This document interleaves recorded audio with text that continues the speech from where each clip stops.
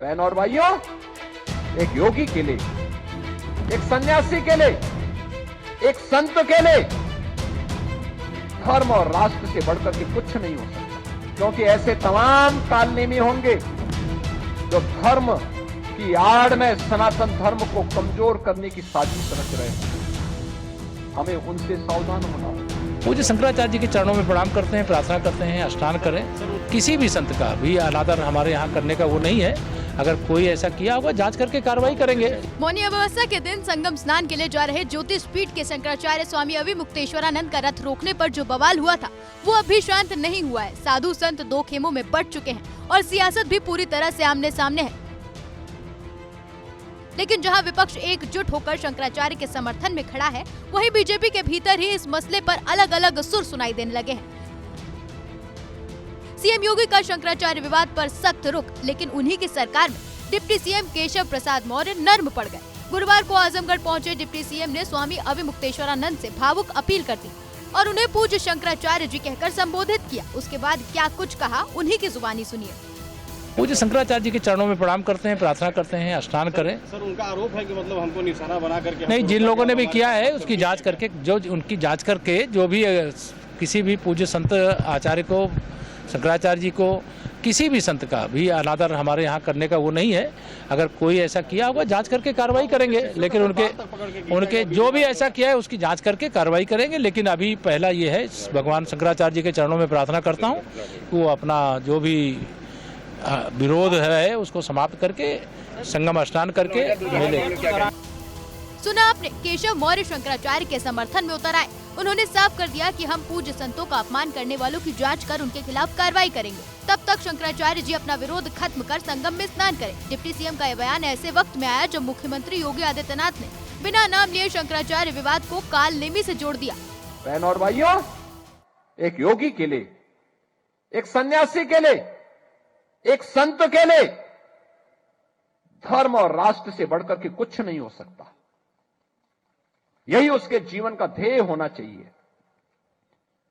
उसकी व्यक्तिगत प्रॉपर्टी कुछ नहीं होती, धर्म ही उसकी प्रॉपर्टी है, राष्ट्र ही उसका स्वाभिमान है।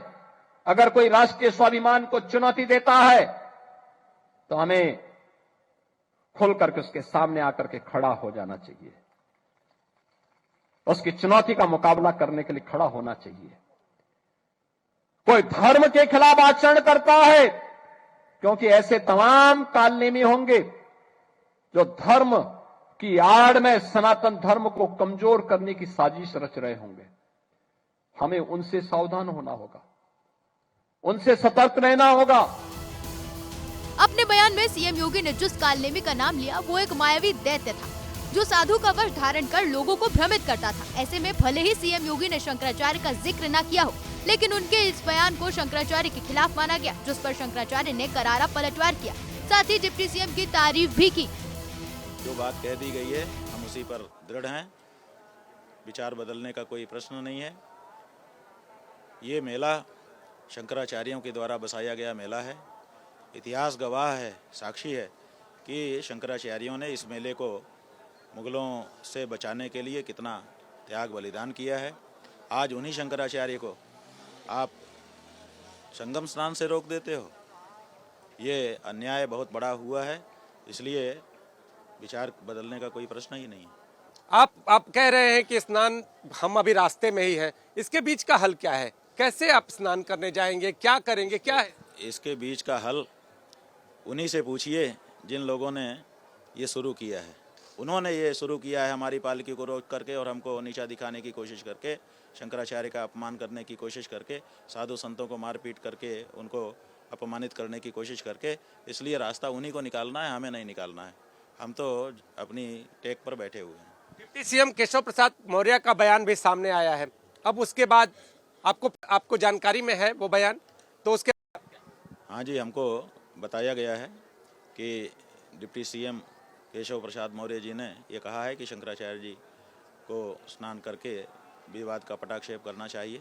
लेकिन शंकराचार्य जी की जो मानहानि उनके मुख्यमंत्री के द्वारा और उनके माघ मेला प्राधिकरण के द्वारा की गई है, उसके बारे में उन्होंने कुछ नहीं कहा है। लेकिन हम इतने से अच्छा महसूस कर रहे हैं कि कम से कम शासन प्रशासन के किसी व्यक्ति ने ये सोचा तो कि विवाद का पटाक्षेप होना चाहिए, अन्यथा तो उसको बढ़ाने का ही प्रयास यहाँ का प्राधिकरण और वो कालनेमी कह करके स्वयं जो कालनेमी बन के बैठा है वो आदित्यनाथ कर रहा है। ये कालनेमी का वक्तव्य दे रहे हैं। कालनेमी कौन था तो राक्षस और साधु बन के बैठा था। ये गौ हत्या बंद करने के लिए सत्ता में आए थे। हम हिंदुओं का वोट इन्होंने लिया था, गौ हत्या नहीं बंद किया। कालनेमी हुए कि नहीं हुए? साधु का वेश धारण करके आए कि हम तो गौ हत्या बंद करेंगे। गौ हत्या जो है निशाचर लोग करते हैं, तो हम निशाचर नहीं हैं, हम तो साधु हैं, हम तो गौ हत्या बंद करेंगे। नहीं बंद किया, 12 साल से बैठे हैं सत्ता में, तो इसका मतलब क्या हुआ कि अंदर से निशाचर हैं और ऊपर से साधु दिखा रहे हैं। तो कालनेमी तो ऐसा ही था ना, तो कालनेमी तो यही सिद्ध हो रहे हैं। बता दें कि बसंत पंचमी पर भी स्वामी अविमुक्तेश्वरानंद ने गंगा स्नान से किनारा कर लिया। साफ संदेश दे दिया कि वो इसे सिर्फ प्रशासनिक मामला नहीं बल्कि धर्म और सम्मान का सवाल मानते हैं। अब सवाल ये है कि क्या शंकराचार्य को लेकर बीजेपी के भीतर मतभेद खुलकर सामने आ चुके हैं? फिलहाल इस खबर पर आपकी क्या राय है, हमें कमेंट सेक्शन में जरूर बताएं।